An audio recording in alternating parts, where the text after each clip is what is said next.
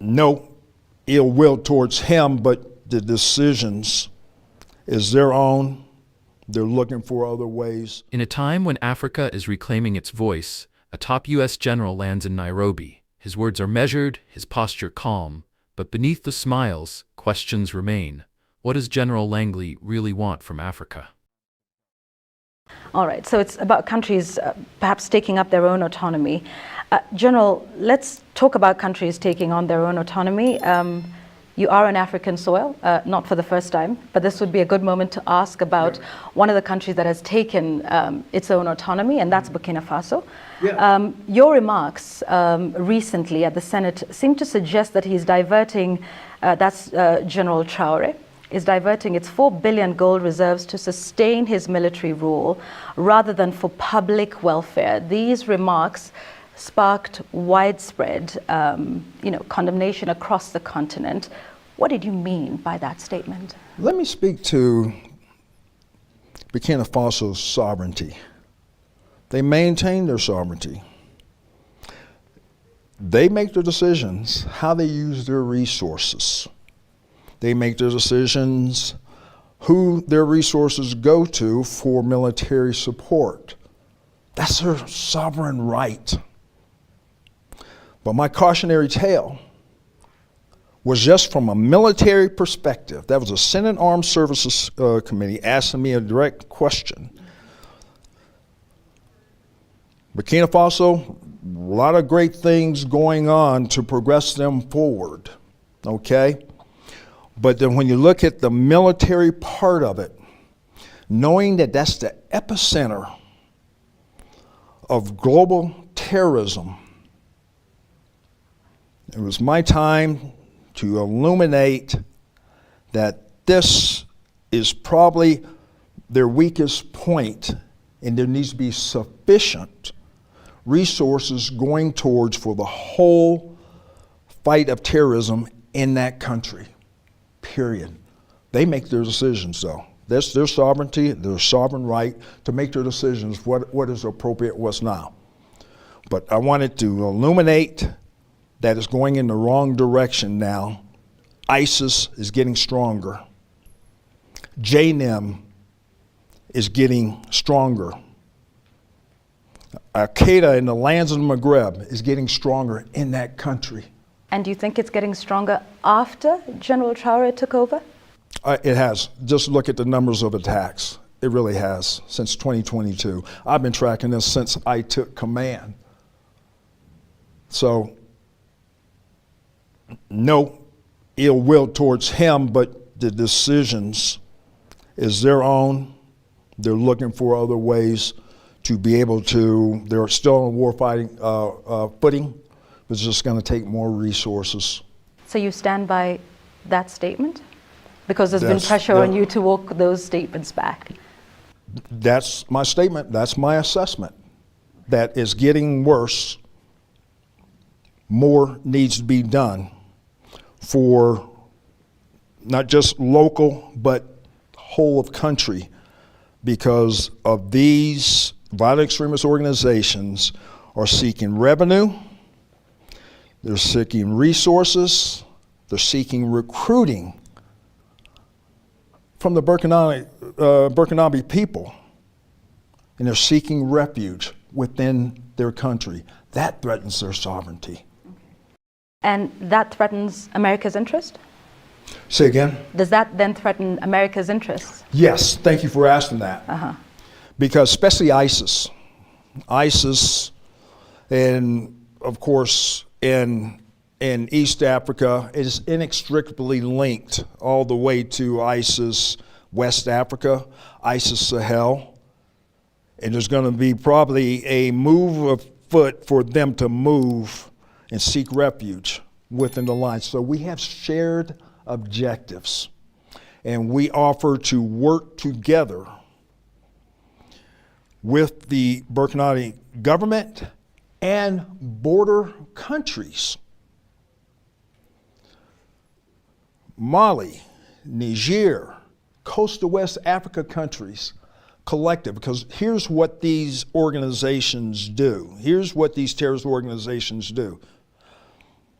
They seek refuge in the seams or the borders of these countries and lets them thrive and grow and lets them recruit, gain resources to carry on their illicit and nefarious activities against the populations of those people. And what would America, perhaps AFRICOM, be prepared to do? Would you be considering an ouster like we saw with Muammar Gaddafi in Libya? Because there's still many Africans who are yet to recover from that. If this is a bigger threat, as you say, in Burkina Faso, what is AFRICOM prepared to do about it? We do indications and warnings. There's a number of activities that we do, and I will just go ahead and mention building institutional capacity. There's not going to be U.S. boots on the ground. Very, very small for exchange of ideas and training, exercises. Over time, that builds institutional capacity and capability in these armies. There, AFRICOM, we are working towards a burden sharing and a burden shift for their independent operations. That's our goal. We have the shared objectives because these same terrorist groups can threaten our homeland. So we're in concert. I was just an African Lion over in Morocco. A number of countries working together to be able to address. Is Burkina Faso invited here today for this conference? Yes. Yes. They were invited to African Lion in Morocco. Yeah. Yes. Yeah. Like I said, we're moving forward. Okay. We're moving forward because we have that shared goal of defeating terrorism. All right. Speaking of that, because the reaction out of the statements that you made about Burkina Faso were several African leaders feeling you are speaking on sovereignty issues that America shouldn't be. And as a result, there are those who see the role of AFRICOM as less of a partner in, the war against, shared threats, as you mentioned, and more of a protector of Western or American economic interests that allows access to Africa's vast mineral resources, and as more of a paternalistic relationship than one of respect amongst peers. What would you respond to that? I respond that there's others on the globe that do that. There's others on the globe that do that. I'm not even bring it up. We should have even already know, okay? But I'm not even bring that up. Okay. We respect the sovereignty. We respect their decisions. We respect their decisions of who they choose as a security partner. And then we measure the common denominator that's keeping these countries across the Sahel from progressing forward. In 2050, the largest workforce on the globe is going to come out of the continent of Africa. The youth need hope. They need peace and stability so they can hit their potentials. That's a long-range goal of AFRICOM as we look to help these countries set those conditions for stability and security so prosperity can be presented to all the populations and the youth. Pan-Africanism is real and it's strong, and there's an opportunity to come up on the global stage, and this continent can do it. That's what we really envision. So you're not concerned about China and Russia expanding their military and economic influence across the continent? We are concerned about it, yes. What about it concerns you? Well, their influence. Their influence may not be looked upon as being a positive influence. For who? For America or for Africa? Well, for Africans, okay?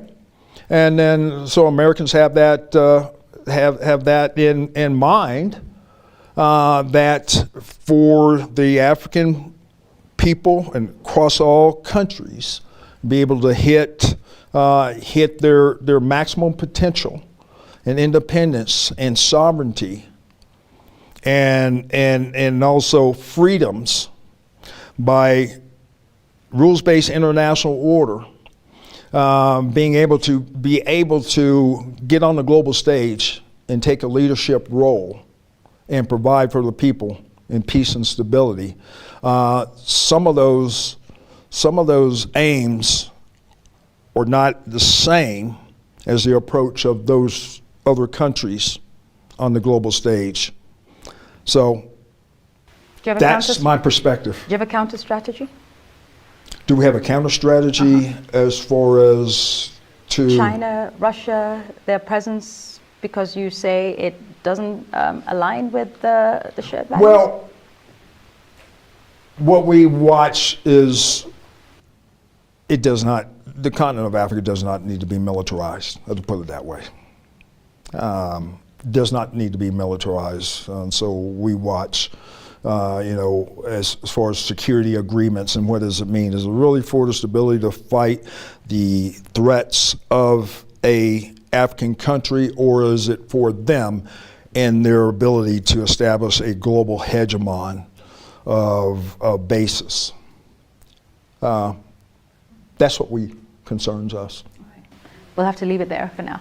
Thank Okay. you very much, All right. General Michael Langley. Thank you you. very much for speaking with us All on right. Citizen Television. We Thank you. appreciate your All time. right. He doesn't criticize them directly this time. He says they've made their choice. But he also warns about a 40% increase in terrorism.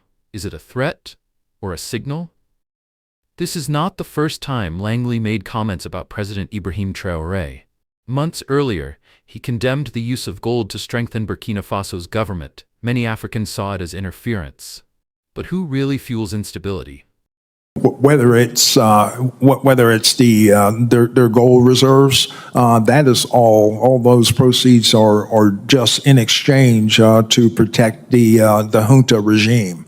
There's a number of examples. In 2023, Langley sat before the U.S. Congress.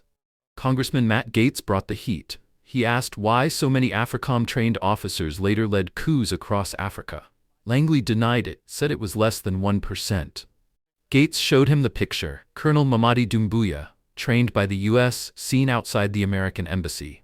Months later, he overthrew Guinea's president. Langley couldn't explain, he just circled the question. And just months after this photo was taken, in 2021, he led a coup in Guinea and threw out the leader. Does that concern you? So what is the real U.S. interest in Africa? Why does Langley visit Kenya while Burkina Faso builds ties elsewhere? And why do leaders who choose independence suddenly become a problem? This is not just about security. It's about control. Subscribe now, hit the notification bell, because mainstream media won't tell you these stories. They profit from your ignorance. We profit from your awareness. Unless we stop them. Unless we watch. Unless we remember that Africa's greatest enemy has always been those who claim to be her friends. This is your channel, your voice, your Africa. Together, we're not just liberators, we're the future.